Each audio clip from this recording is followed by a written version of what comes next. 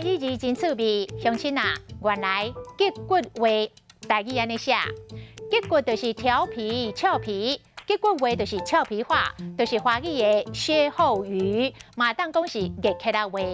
啊，其实哦，这个结骨话就是猜谜、诱谜猜的概念，分做前后两句。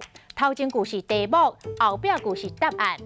譬如讲，这个苦瓜炖鲢鱼，可怜可怜，用这个苦瓜来炖鲢鱼，鲢鱼会带苦味，所以叫可怜，拄啊好甲华语的可怜共音。佮譬如讲，大兄无坐正，歪哥就是贪污。大兄就是哥哥，无坐正就是歪，哥哥坐无正就是歪哥贪污。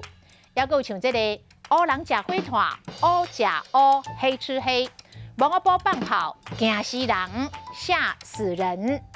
今仔日的台语字结骨话实在真趣味。